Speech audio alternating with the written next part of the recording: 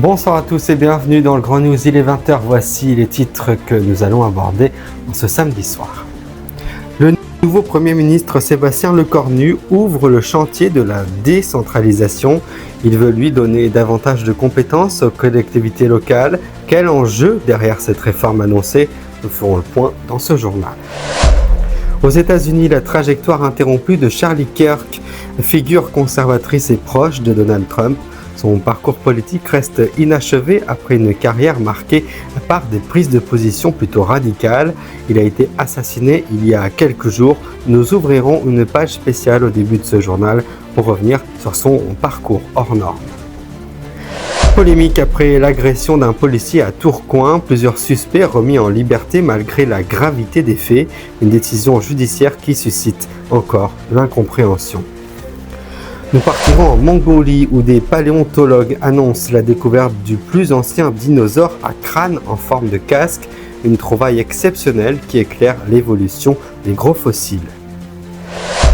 Et nous partirons en Afrique de l'Ouest. Des primatologues révèlent que des chimpanzés ingèrent via des fruits fermentés l'équivalent de 2 verres d'alcool par jour, une découverte qui relance l'hypothèse du singe ivre. Ce sera notre enquête du Grand News ce soir.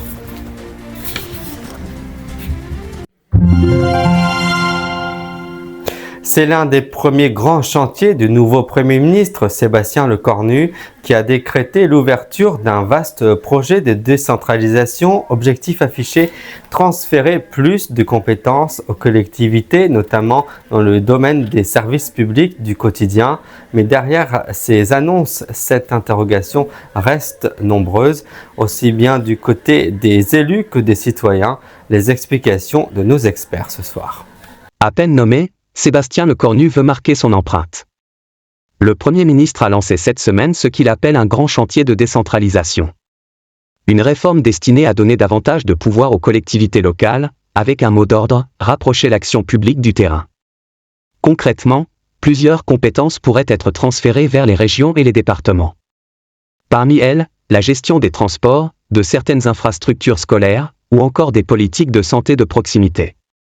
Une orientation saluée par une partie des élus locaux, qui y voient un signe de confiance envers les territoires.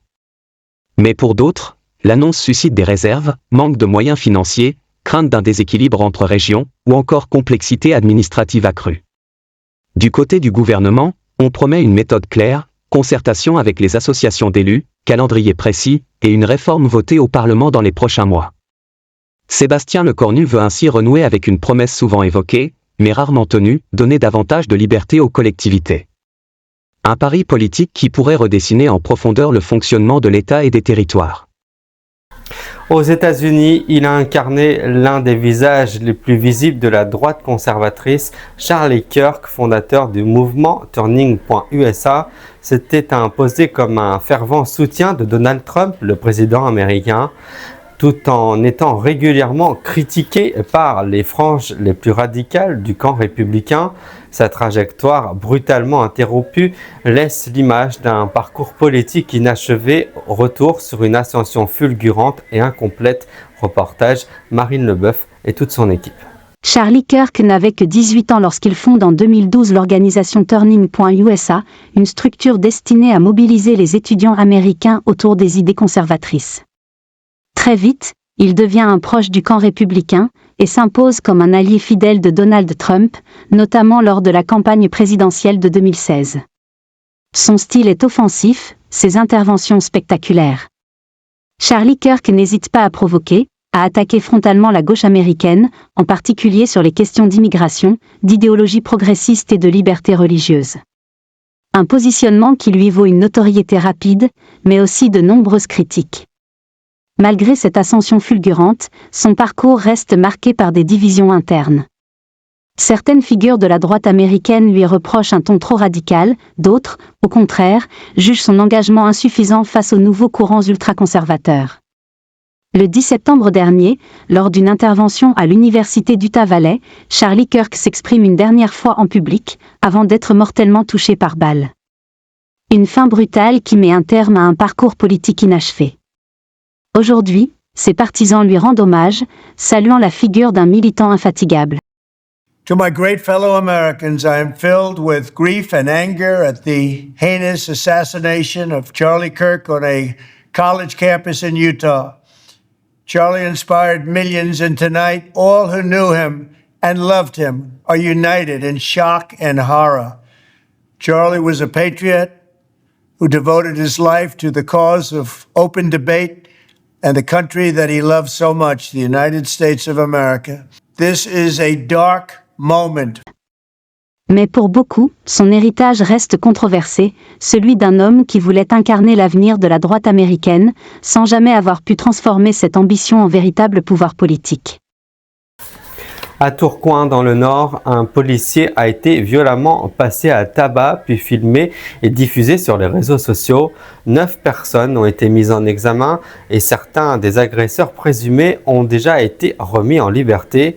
Une décision qui provoque la colère des syndicats de police et interroge aussi sur l'application de la justice pour les mineurs.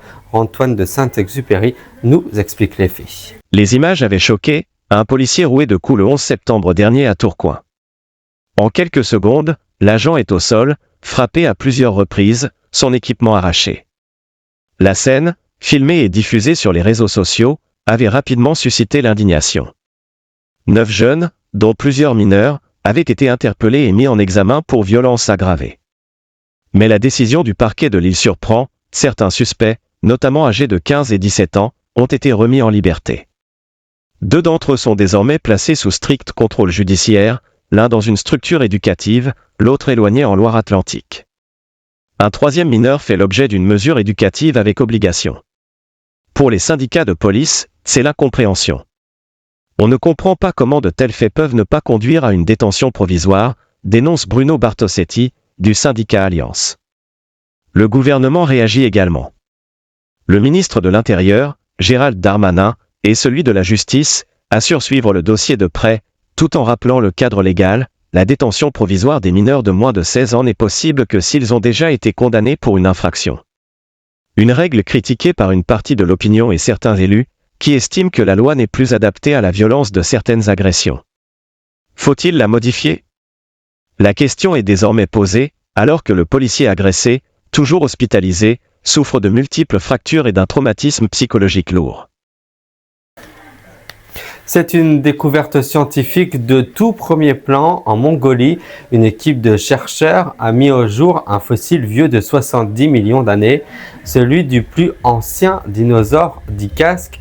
Son état de conservation exceptionnel permet de mieux comprendre l'évolution des brachycéphalodores, ces créatures connues pour cette épaisse calotte crânienne. Explication dans ce reportage signé Laure Blanc et son équipe. Dans les plaines arides de Mongolie, c'est une découverte qui passionne les paléontologues. Un fossile en parfait état, appartenant à une espèce très ancienne de pachycéphalosaures, vient d'être mis au jour. Ces dinosaures herbivores, reconnaissables à leur crâne en forme de casque, auraient vécu il y a plus de 70 millions d'années. L'exemplaire découvert présente une calotte crânienne particulièrement développée. Une caractéristique qui, selon les chercheurs, aurait servi au mâle pour s'affronter, à la manière de coups de tête, mais aussi comme signe distinctif dans la sélection sexuelle. Pour les scientifiques, cette trouvaille est doublement importante. D'abord parce qu'il s'agit du spécimen le plus ancien jamais identifié de cette famille de dinosaures, ensuite parce que son état de conservation permet d'affiner notre compréhension de leur évolution. Ces résultats apportent un éclairage nouveau sur l'histoire des pachycéphalosaures, longtemps restée mystérieuse. Les chercheurs espèrent que d'autres fouilles en Mongolie permettront de découvrir de nouveaux fossiles et de compléter la grande fresque de l'évolution des dinosaures. Un voyage scientifique qui nous ramène, une fois encore, aux origines de la vie sur Terre. Et si nos plus proches cousins partageaient aussi nos excès, une équipe de primatologues ont étudié le comportement alimentaire des chimpanzés en Afrique. Leur constat est surprenant. En consommant certains fruits trop mûrs, ces primates ingèrent l'équivalent de 2 verres d'alcool par jour. Alors, simple curiosité scientifique ou piste pour comprendre l'origine de nos comportements humains, c'est l'objet de notre enquête ce soir et elle est signée, comme toujours, par Bernard Fleury.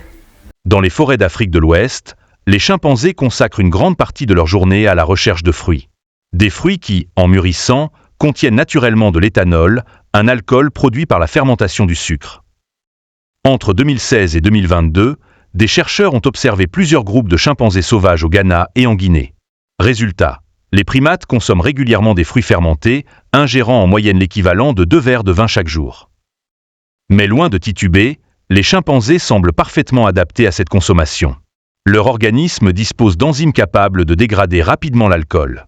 Mieux, certains singes manifestent même une forme d'enthousiasme en découvrant ces fruits, multipliant les cris et les gestes pour attirer leurs congénères.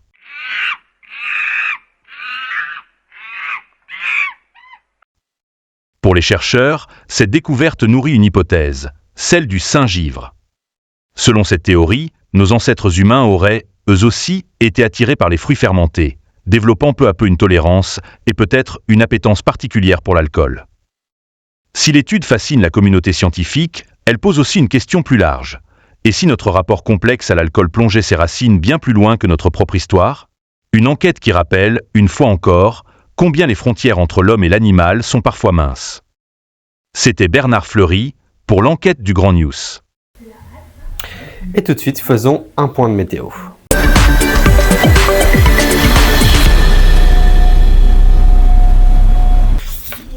Et un mot de météo demain dimanche, un temps bien mitigé sur la moitié nord avec des averses fréquentes et un vent parfois soutenu près de la Manche jusqu'à 50 km à l'heure. Dans l'est, les pluies resteront présentes autour de la Lorraine et de l'Alsace. En revanche, le sud profite d'un temps beaucoup plus agréable avec de belles éclaircies et des températures allant de 22 à 26 degrés jusqu'à 29 degrés attendus en Corse. Et c'est ainsi que s'achève cette édition du Grand News. Merci à vous pour votre fidélité et pour votre confiance renouvelée chaque samedi soir. J'aurai un grand plaisir à vous retrouver samedi prochain pour un nouveau numéro du Grand News avec l'actualité. En attendant, je souhaite de passer une très belle soirée à toutes et à tous et un bon week-end. Merci de nous rester fidèles.